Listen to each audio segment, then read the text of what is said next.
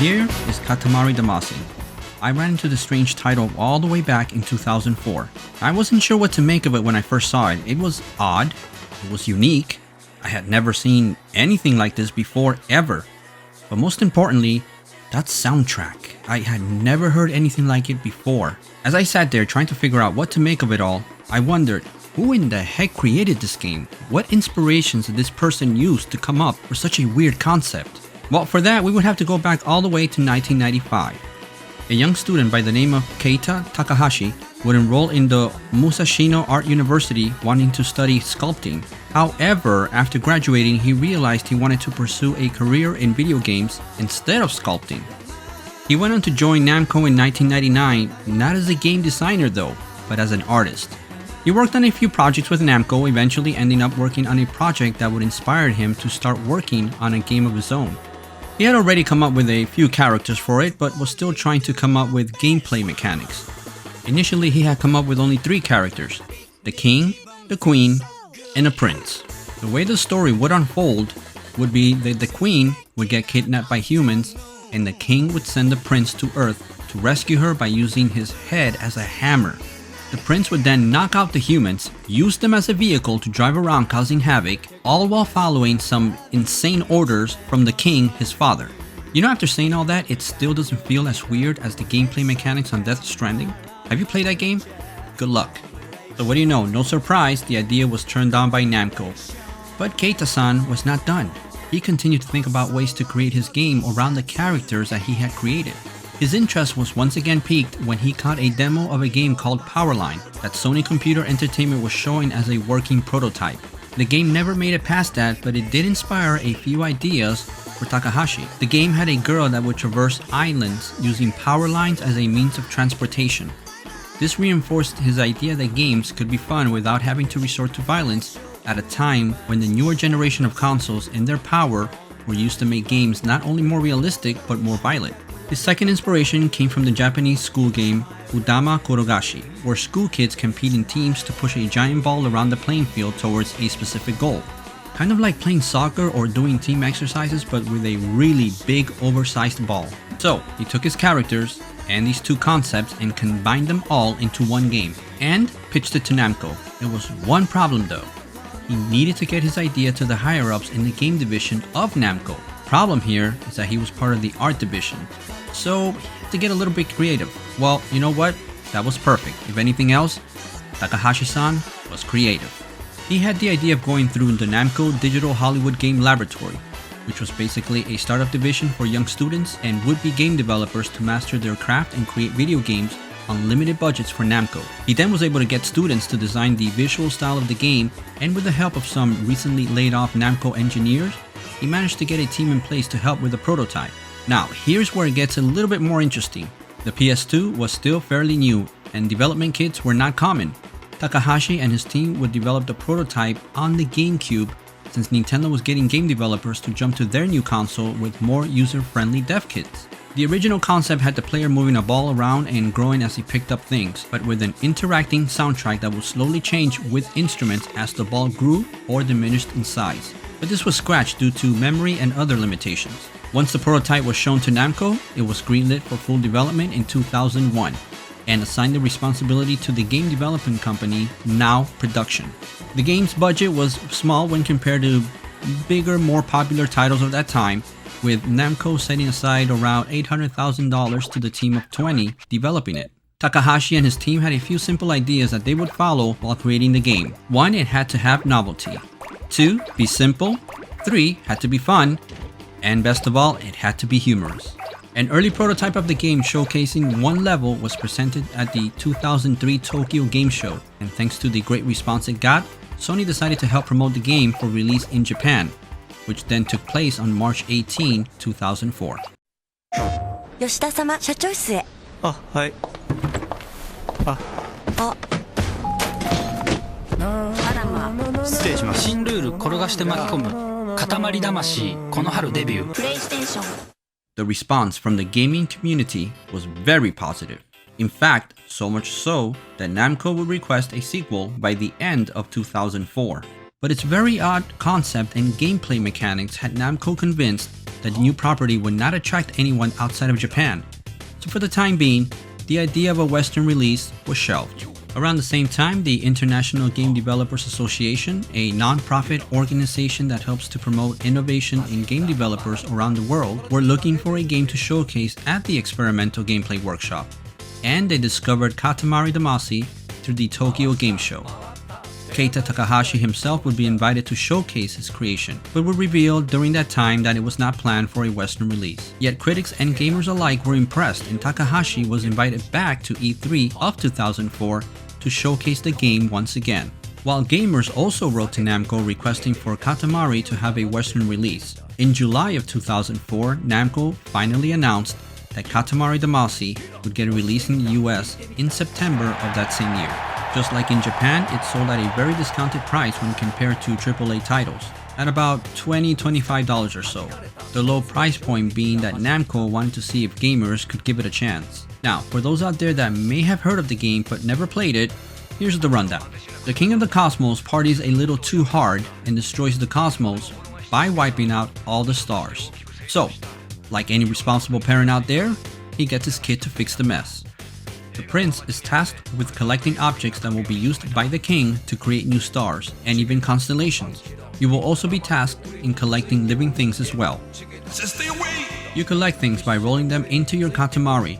The larger it gets, the easier it is to collect bigger objects. As you grow in size, certain parts of some levels will open up to you, allowing you to expand your playing field.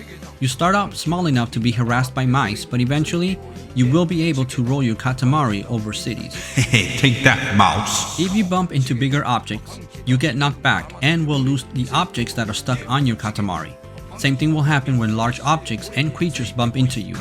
Every level will have you working to get your Katamari to a specific size, and the majority of them will have a certain time limit, while just a few of them will have none, allowing you to roam at your pace until the Katamari reaches a specific size that the king is satisfied with. That didn't sound right. If you fail to get the Katamari to the size that is requested, you will have to do the level all over again. Greatest threat in the game is just getting stuck in the environment. And the controls. The prince has a few moves up his sleeve, however.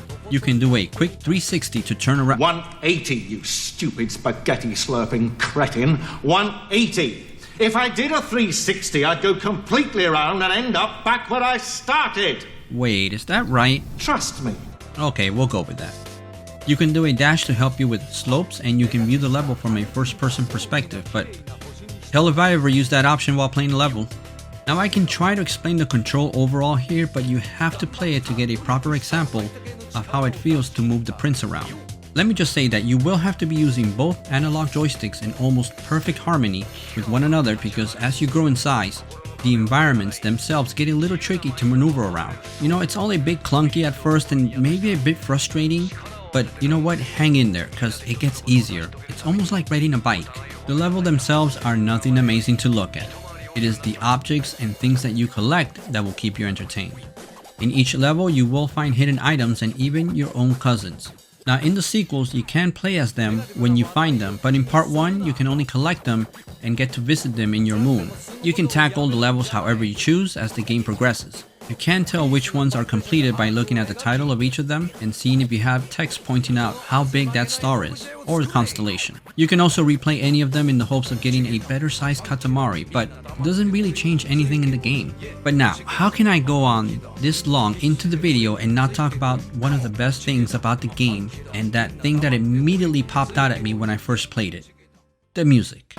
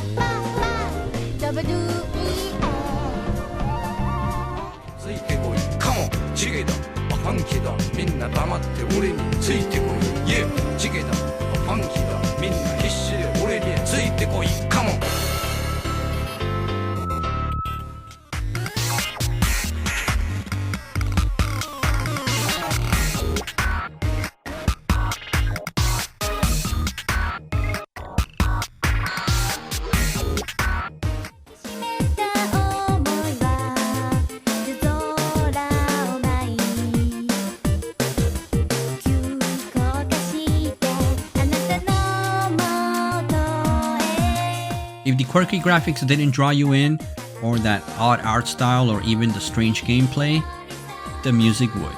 Now this game would go on to win multiple video game music awards, and for very good reason.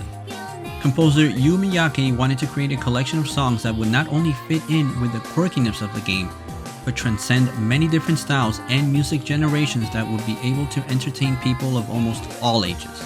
He assembled a wider range of Japanese J-pop talent that were specifically selected after the lyrics were created, allowing him to pick and choose based on how the artist would blend with the overall lyrics and the music style. The end result ended up being nothing short of spectacular. You could be listening to Japanese techno pop one level and be totally immersed in a love pop ballad the next, and all of a sudden then be taken back by a song inspired by the swing movement of the United States in the 1920s and 30s. Yeah, it's that crazy. There is no way to walk away from such a diverse soundtrack and say that there is not one song that you don't like. My favorite will always be the Katamari Mambo.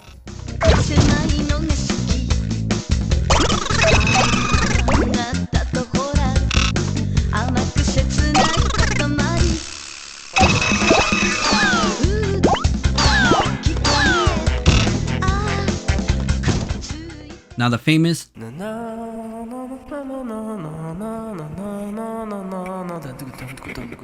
that actually was performed by Yu Miyake himself as he was trying to create a memorable jingle to go with the game's style.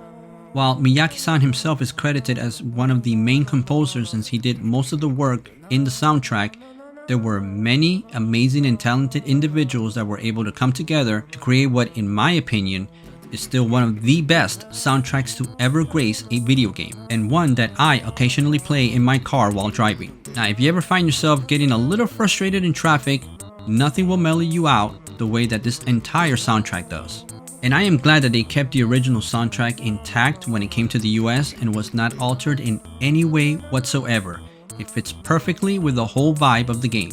Katamari Damacy was not a massive hit, but it did sell really well, and over the years, it has garnered critical praise from fans and even non-fans for its approach to the gaming scene, while its music has continued to provide enjoyment and praise throughout the years. As of 2024, the series has over a dozen titles under its belt and has spilled over to merchandising, cosplay, and even mobile gaming. There was even a comic book published by Namco Bandai and created by Shifty Looks. It actually took place after Katamari Forever, concentrated on the lives of the royal family and the cousins. There was even a crossover between Katamari and the Galaga comic, and it was called Katamari Heart Galaga, and both were drawn by Ray Castro and Alex Kulan. One of the cousins even makes a cameo on the game Namco High, which is a high school dating simulator starring many characters from Namco and Bandai throughout the years. Keita Takahashi himself continues to work in the gaming industry, and his passion for innovative and whimsical gameplay has not diminished one bit. He continues to find ways to bring a unique experience to his titles, and is a welcome sign in today's gaming scene, where companies find safe haven in rehashing the same titles over and over and over with minimal effort whatsoever, relying on the "if it ain't broke, don't fix it" mentality, which is great for business, but a stagnant imprisonment where creativity ceases to flourish. Now, Katamari Damacy took a huge gamble in 2004. It was aiming to be something outside of the FPS genre, which was blowing up at the time thanks to the massive popular titles like Halo and the emergence of the Medal of Honor games. It took a laid-back approach in providing a gaming experience that was easy to pick up, tough to master, and enjoyable to a wide spectrum of gamers, with a rocking, out-of-the-world soundtrack that was as odd and enjoyable as the game itself. This is one of those titles where you don't have to dedicate 20, 40, or even 60 hours to it, although you could. It's a game that you can pick up at any time, enjoy it for a level or two, and come back to it at your leisure. But for that short time playing it, you can forget all about your day and get lost in a world filled with the most insane looking artwork while laying back and tapping your feet to some great and awesome tunes. The game was released all the way back in September 21st, 2004, and so today we celebrate its 20th anniversary. To all the brilliant people who worked on this game, many thanks from myself and many others for so many years of enjoyment and many more to come. Now, what were your thoughts initially when you saw this game? Share with us all and see you in my next video. Until then, keep watching and keep gaming.